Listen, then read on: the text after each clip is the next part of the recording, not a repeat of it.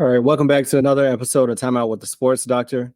And I want you to just imagine with me for a second. So imagine that you are, whatever your field is, you're in a room with the top people in your field, the top CEOs, the top coaches, all in one room, and they call you up on stage to give your presentation. I'm not talking about the mediocres. I'm talking about the Michael Jordans, the Kobe Bryants, the LeBron James, the presidents. You got Barack Obama in the room.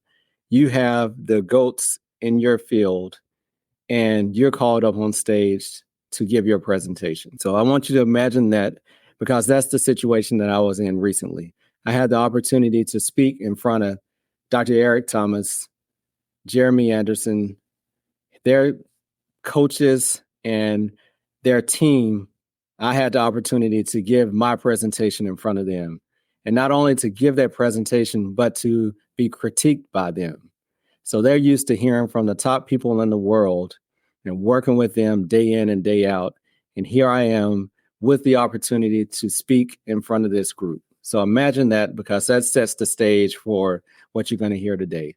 I'm going to share with you my first on-stage performance at the Next Level Speakers Academy, given the opportunity to do a 10-minute keynote speech. So basically 10 minutes to develop a story, share a personal story, and then give us some teaching points at the end. And then a 2-minute speech where really you're just able to develop one idea and try to get through it in 2 minutes, which is very difficult. But these are all very important tools to have in your bag, in your armamentarium, as you become a keynote speaker, because you never know what situation you're going to be able to be in or how long they're going to give you. I heard Inky Johnson say one time, the difference between being a mediocre speaker and being a top level speaker is that you have to be able to deliver no matter what the time constraints. They might tell you, hey, I want an 8-minute speech, I want a 10-minute speech, I want a 20-minute speech, or an hour presentation. You have to be able to deliver. So I'm very blessed to have this training. I'm very blessed to be in this circle, to be in this family, be in this group. It really is like a family where we are pushing each other to live, not only to speak on another level, but to live on another level as well. So I want to share this opportunity with you. Give me feedback. I already got their feedback. Tell me what you think, because this is just the beginning. It's only up from here. Enjoy. Our next level speaker is Dr. Derrick Burgess. He's an award-winning motivational speaker, podcaster, and workshop facilitator with a passion for inspiring people to overcome challenges to achieve success. Ladies and gentlemen, please stand to your feet and welcome to the stage, Dr. Derrick Burgess!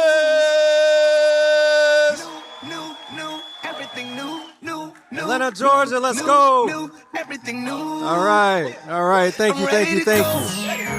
It's a privilege to stand before you. I'd first like to thank Dean Haynes for giving me this opportunity to be on the stage in front of this talented group of students. You're literally the next generation of healthcare leaders, physicians, and entrepreneurs. So I just want you to first take a few seconds and applaud yourself for all that you've done to make it to this point today.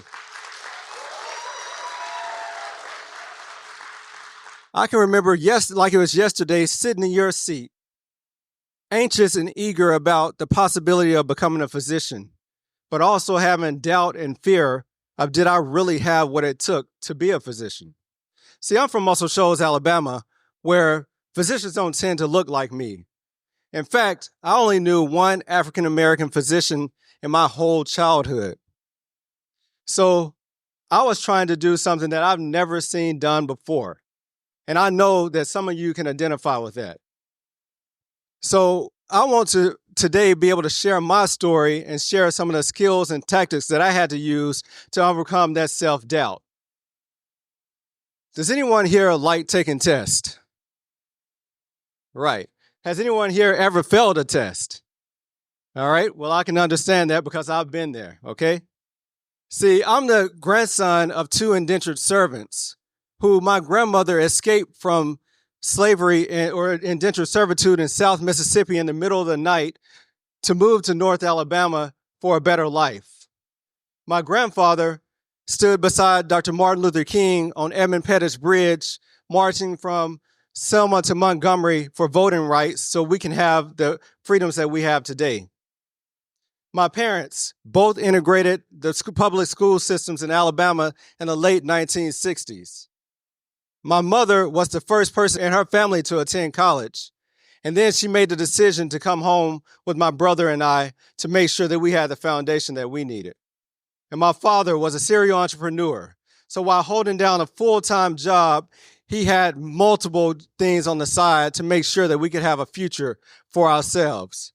He had a lawn care service. He had a car washing business. He started to buy and renovate houses. And guess who his employees were? Myself and my brother. So we learned at a young age how to work. Not that we loved it, but we learned how to do it.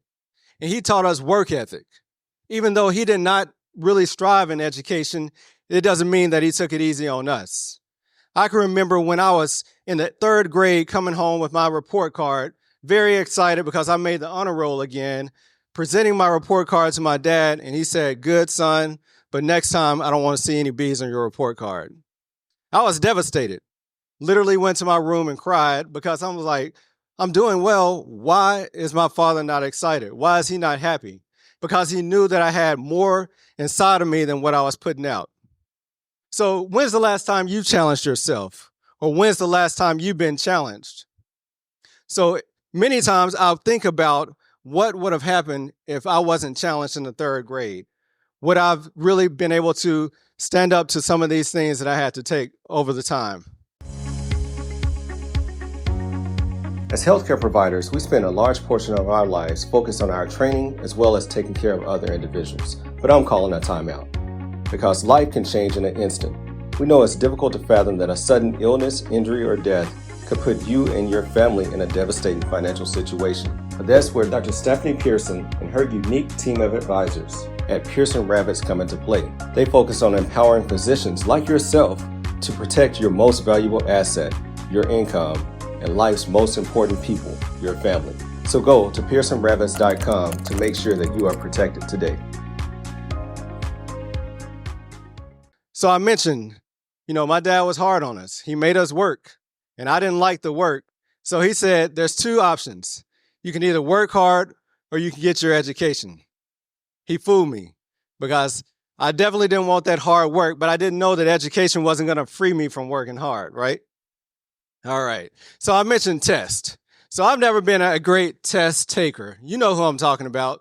That person who you're struggling to get through the exam and you're halfway through and they're up and out of the room. Anybody in here do that? I know one person in the room, my wife.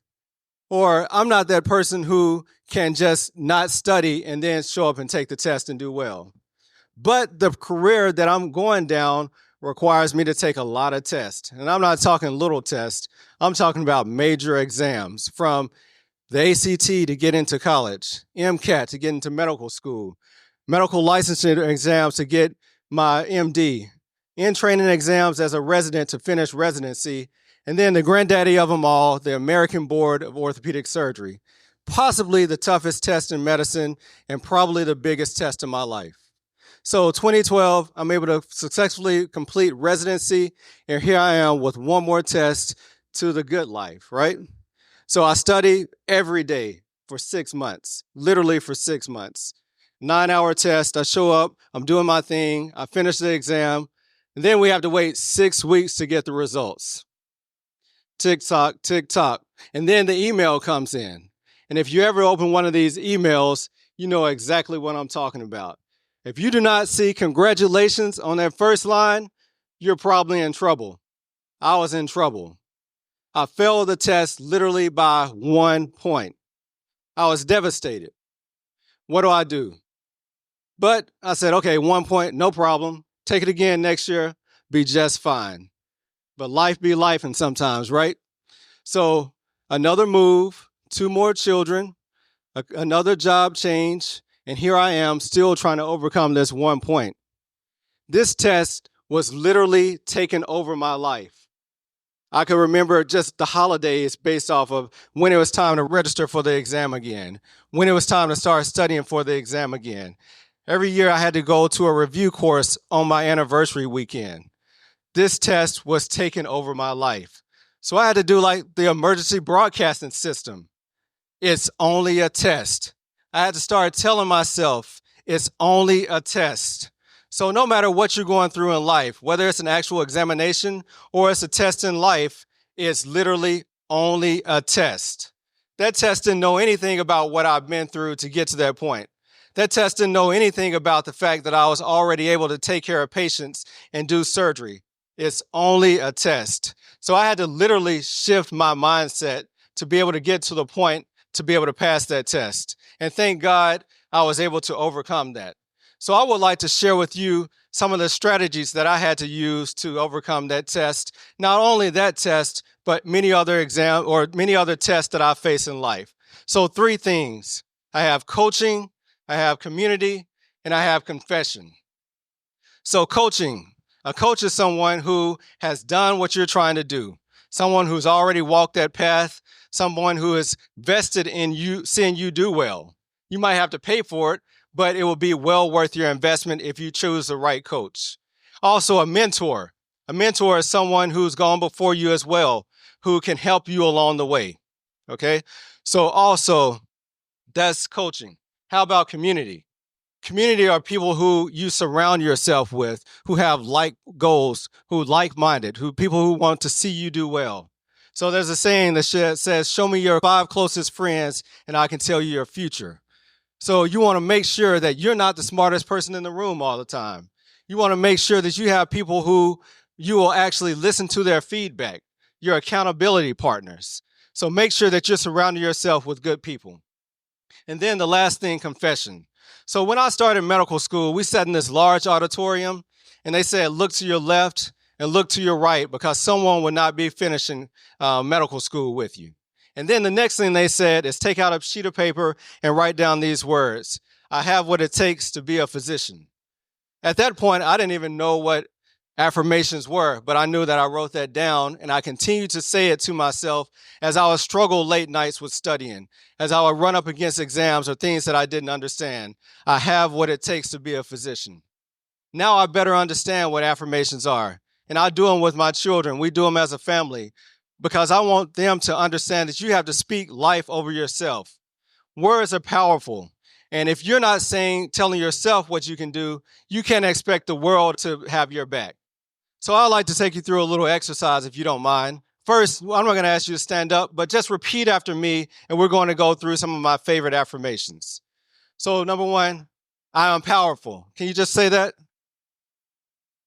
All right, that was all right. But I don't think you really believe that, and I know the enemy didn't believe that. I am powerful. Good, good. I am strong. I can do hard things. I'm a game changer. Excellent, excellent. I'm going to leave you with my favorite one. I give up being perfect for being authentic. Thank you very much. That's my time. Thank you for continuing to support this podcast. If you enjoyed this episode, then please leave a 5-star review. And if you haven't done so, subscribe so you continue to get the updated episodes. Until later, peace. Time out with the sports doctor. Keep our head right in the game. We ain't never stopping. You are now tuned in. Trust you don't want to miss. This is where life, sports, and medicine